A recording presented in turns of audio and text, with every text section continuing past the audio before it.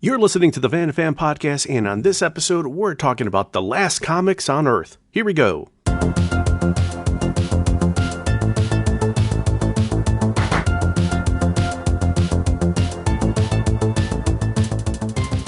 Welcome to the Fan2Fan Podcast. I'm one of your hosts, Bernie Gonzalez, and on this episode, fellow co-host and I, Pete Charbonneau, along with frequent and amazing guest Michele Brittany, are talking to Joshua Pruett. Josh, also a frequent guest. We've talked about Mystery Science Theater, Phantasm, horror movies, sci-fi movies with him. He's been gracious to come back quite a few times. We have great conversations with Josh, and in this specific case, we're talking about Josh's latest release, The Last Comics on Earth. So, a little bit about Josh. He is a Primetime Emmy-winning writer, author, storyboard artist. He's worked on Mystery Science Theater, Phineas and Ferb, Doctor Who, Hamster and Gretel. He's worked with Disney, DreamWorks, Netflix, Nickelodeon, Paramount. The man has a lot of stuff in the parentheses behind his name. He co-wrote the middle grade novel Shipwreckers, The Curse of the Cursed Temple of Curses, or We Nearly Died a Lot, which is a great name. Co-wrote that with Scott Peterson, who's also been a guest on the podcast. You can find Josh over at Zombie TARDIS on Instagram and Twitter. So let's get the conversation going. So Josh, we've talked about a lot of stuff,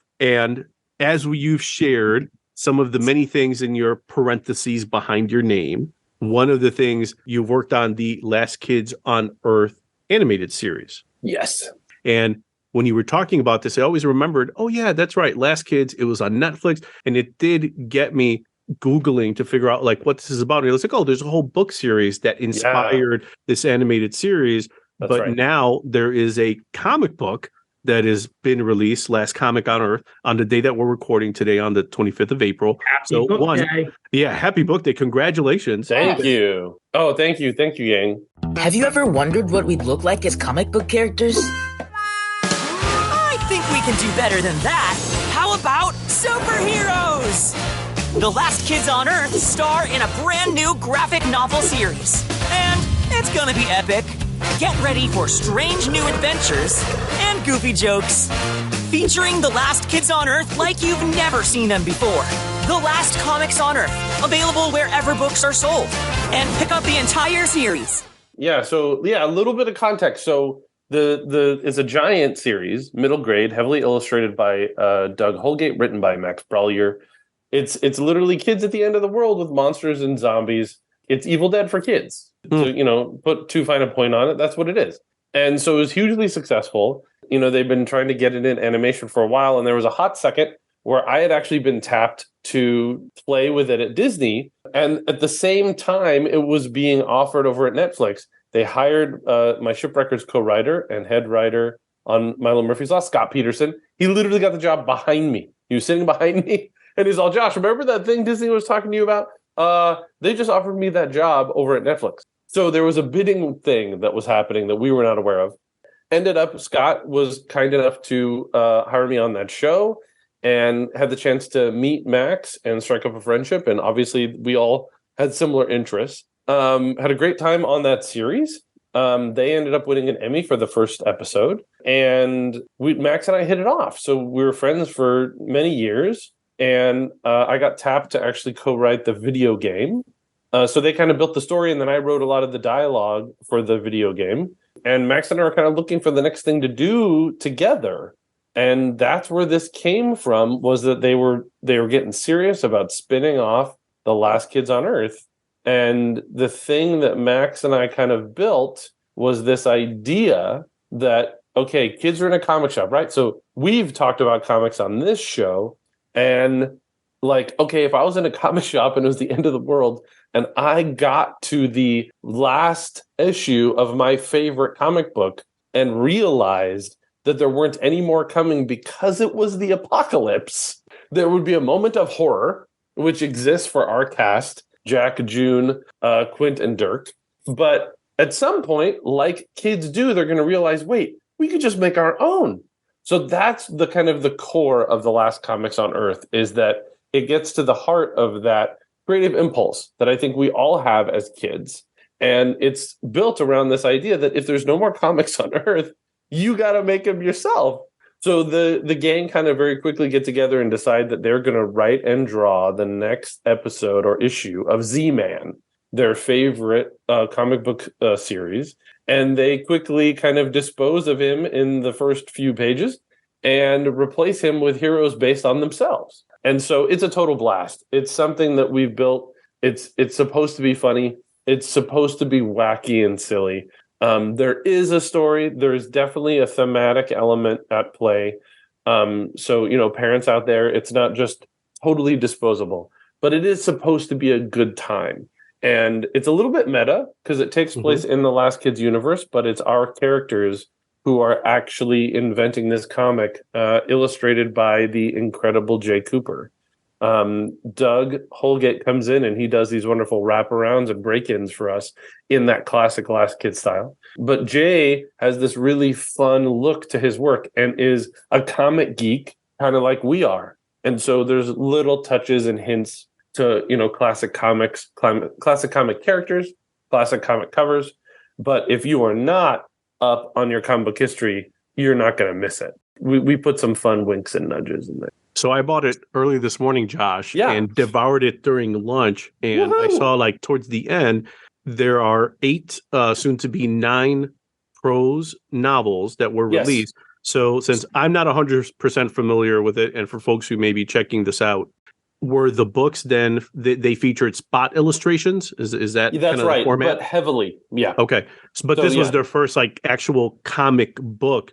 Yeah, so I did a little bit of license work for Toy Story 4 and onward. I did a couple of short stories, but this is the first big long form graphic novel I've ever done, and it ends up between 217 and 240 pages, something like that. What was that experience like for you? It was great. It was mostly about Max and I trying to crack each other up. So we end up, because we both have families, so we end up writing at night. And so it ends up a little bit like a sleepover with your best friends, and it's 3:00 in the morning and you're trying to make each other laugh. And then you're just writing those things down. That was the standard that we decided when Max and I were working on this, is that if we made each other laugh, it was going to go in. So we decided that was okay, if it's making us laugh, and Max and I are kind of big kids anyway, then it's probably going to make kids laugh. And the other thing that's kind of fun about it is that we get to, again, without being too self-referential, is that we definitely get to poke fun at some of the Last Kids tropes and the Last Kids universe. And again, so it's even if you've never read a Last Kids book, I think there's a lot of fun in here in a comic book space. But if you are a Last Kids fan, this is really a new way into that universe. Comic book heroes coming together, becoming a super team, their origin stories. I think that was what's really cool because, again, I knew nothing about this world. Oh, fun. Watching a few episodes of the animated series, which is its own animal. It's different. Yes, its own animal. And then you read this, and I'm I get it. You're playing around with all the ideas of superheroes. So I have to imagine, your love of superheroes, because it's on the pages. It's you and Max kind of riffing together to tell a story in the Last Kids world, but that also plays, like you said, meta with the superhero world, with the comic book world. Yeah, the balance we were trying to strike, and this is something that was a priority for me, is that we can't make fun of kids making stuff up, because that's actually what we want to inspire people to do. So we're not lampooning that creative process. We're lampooning how goofy and silly it is to create things, and how to do that with your friends, and how challenging that can be. Part and parcel of that is this idea that it still also has to be cool, right? So it's if a kid's going to come up with it, they think it's rad, right? They think these ridiculous superhero alter egos are also going to be exciting. They just, aren't as experienced maybe, or it's going to end up being inherently ridiculous. So that was also super fun to write. So there's a certain amount of earnestness and authenticity that we wanted it to have, because, I still wanted it to be cool. That's really hard to balance, because when you're writing for a younger audience, being able to find that, how to mediate that voice so it resonates for them. How did you kind of get over that challenge of being able to kind of bring that voice down, but not to be in a condescending way? Right. The other thing is that kids' stories are much more intellectual now, and they have more complexity and layers. So how did you kind of mediate that with this one? Yeah, it was hard to balance. It's a good question, Michelle. I think what we tried to factor in was like our own standards. One of the things that we did, we took Dirk, who's our strong silent type guy, who used to be a bully in the Last Kid series proper, and we turned him into essentially Conan. He's the savage aloner because he would always rather do it alone. And so some of that is very authentic to Dirk's character, but it's extended to this extreme caricature side, right? And so it's really goofy, but it's honest to who Dirk is. And if, you're somebody who'd rather spend time alone, you might turn into a character like this or prefer a character like this. And then on the ridiculous side, it was just like literally asking Jay to make sure that his axe doesn't fit in any comic book panel that it's in. The axe is gigantic and ridiculous. And so I like that I think, Michelle, is kind of how we did this balance. So June's alter ego, Moonstar, Fantabular Lord of Space, has these extraordinary space abilities. But the burden of being the last of your race, a little bit of a Doctor Who nod, is a struggle a little bit. And so in their origin story, we kind of call that out. And so I thought that, when Max and I are brainstorming these things, if we're balancing those priorities, a certain amount of authenticity in the character, and then utter ridiculousness on the other side, where, her sword is alive and her pet, Meepoo, and can turn into a suit of armor. Which, again, if I'm a kid, also now, that would be cool. If my pet could turn into a sword, why not? Yeah, definitely. Especially since, you have themes that are post-apocalyptic and finding positivity type of actions out of that. So it's not the doom and gloom that the stories as adults, we love to relish in. I think we've termed it. I think Max may have termed it like it's the fun apocalypse. Like so that's really what this book is. It's, it's the fun apocalypse, and it's kind of baked into Z-Man because the Z is zombie. 100%. Yeah, their favorite hero is literally a guy with his brain exposed. Yes, and whose limbs can detach and be used against fighting the villains. So remember, you can find the Fan2Fan podcast at www.fanpodcast.com. Facebook, just search Fan2Fan Podcast. That's FAN, the number 2, FAN. On Instagram at Fan2Fan Podcast. Or on Twitter at Fan2Fan Podcast. We'd love to hear from you, so send a message and let us know what you think of the show. Thanks. And now, on with the show. Reading it, again, knowing nothing about these characters, like you were going through their alter egos in Quint, who I really loved because you kind of made him into an analog to Reed Richards, and there is a little Mr. Terrific in there as well. Yes. Like there's an intellectual... And Doc Savage. 100%. Yes. Yeah. But like with that, all the strengths and all the flaws, where you might be too in your own head, where you might look at things in too intellectual way instead of allowing for emotion. And you're just like, no, it's too logical. Again, knowing nothing about this character. Okay, I think I know who this guy is. So you guys did a really good job of someone just pinks it up, being like, I think I know who this character is and I want to know more about them. So good job. That's great to hear. Well done. And I also, it's again, that balance of like having some of that emotion underneath that you could get out of it, but also he's got an ice cream man Iron Man suit, and that's his most deadly suit, because it's ridiculous, because it's silly. But it has a scoop because it makes sense. Yeah, because it makes sense. Yes.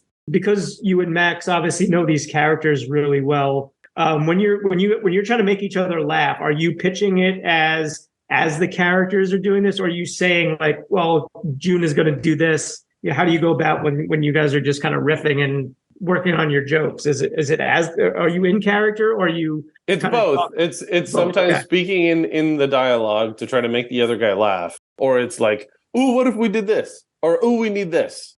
Right now we're in the midst of writing book 2, and we're wrapping that up right now. And I'm like throwing a bunch of stuff in my phone. But like I'm gonna pitch. We might have like a Lovecraftian villain might be come up in book 2, throwing in other tropes that like, oh, we didn't get to do that for book 1, so let's do that in book 2.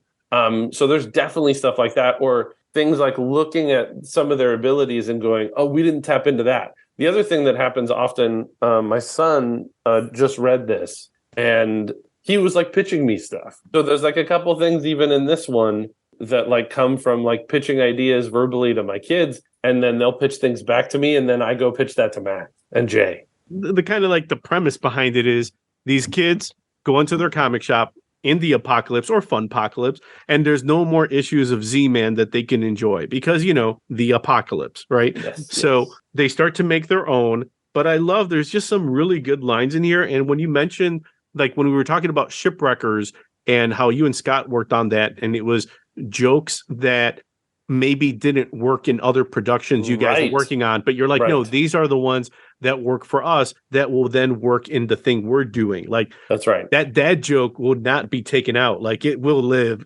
in the story. The dad joke will live. That's right. And there was just some here like there's a part where Jack is talking to Quint, and in response, they're like, hey, we have no more of these books. And then Jack's like, it's fine. I'll just eat the pages. Then Z will be a part of me forever. Such a crazy line, but I loved everything about it.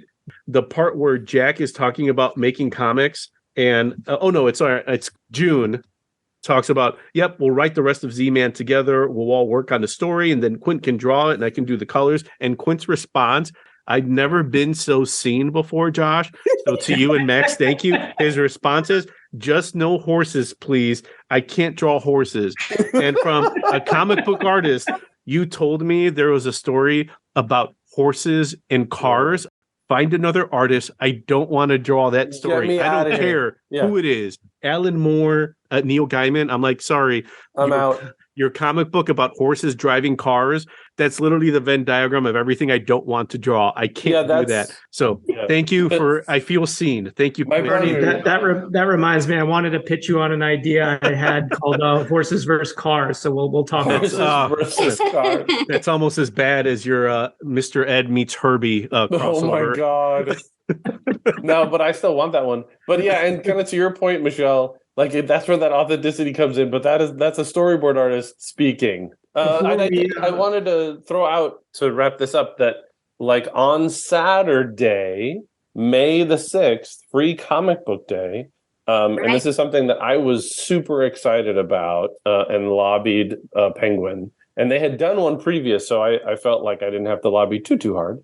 But there is a free comic book sampler for The Last Comics on Earth that will be available at your local comic shop. And you can go to freecomicbookday.com and get all the details.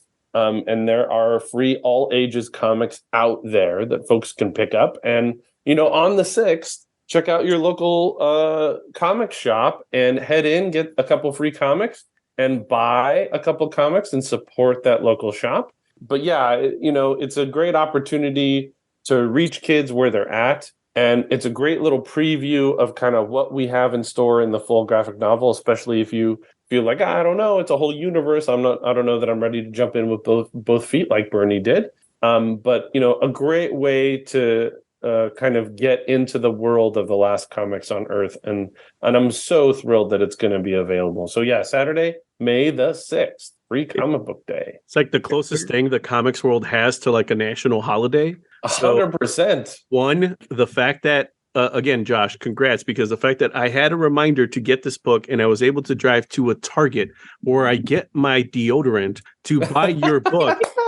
I say it jokingly, but also like that is a feat, should be celebrated, because the same kids that are picking up their Last Kids on Earth books, volumes 1 through 8 at Target, now are going to see your book on the shelf. And thanks, man. That's a hard place to get. And when you get to, like you just said, like meeting kids where they're at, well, you know, when they have to go with their parent grocery shopping, and if they have the ability to buy a book there, then you are meeting them where they're at, and you're working with the publisher and creative teams that's allowing you to do that. But again, also in the world of comics, a world that we love, it's nice that Last Kids also gets to be represented there, because you hope that Free Comic Book Day is enough in the name there to get parents to realize, hey, I can get my kid some free comics. Like, yep, except for the price of gas or some bus fare. Hopefully your kid will get exposed to some really cool stuff and fill their bag with some really cool titles, including Last Comics on Earth. Maybe that's where their love of comics starts. And they want to find what their next comic book is going to be or what their next book is going to be.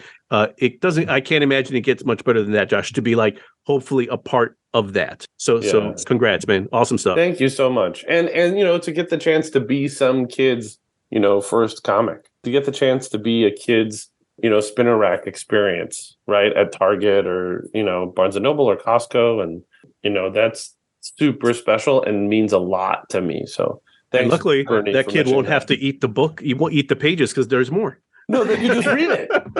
Dude, you don't have to be like Jack. You could just read it. Well, I mean, and Josh, you've been a guest on this podcast, a bunch of times now. I think we've officially lost count. And, we always really enjoy the conversation with you, no matter what we're talking about. So, we wish you nothing but the most success with this. And then, the sequel, well deserved, well earned. I hope this thing, takes off like crazy. No one should be on the fence about getting a copy of Last Comics on Earth. If you are, you can go to Amazon. There is, I believe, there are a couple of pages up that kind of show you the origin stories of our heroes in this, and it'll give you a great idea of not only the art but the humor that you're in for with this. So it's just a little bit of a taste, but if you need any more incentive, go check that out, and then please make a purchase. Independent bookstores and comic shops. If you can make that your first choice, we certainly encourage that. But wherever you can pick up. Thank you, Pete. Thank you. Appreciate that, man. Yeah, and I know that I think you're looking at some cons, hopefully in the near future that people will actually be able to see in person too. Yeah, 100%. There's I'm hoping we'll have a little bit of that this summer, Michelle. But we're going to be for some West Coasters. So Max and I will be at Barnes & Noble Rancho Cucamonga on Friday, May the 5th. And on Saturday, May 6th, Free Comic Book Day, we will be at Mysterious Galaxy in San Diego. Very cool. Big bookstore. So yeah, very excited to be there and share Free Comic Book Day with fellow Free Comic Book Day fans.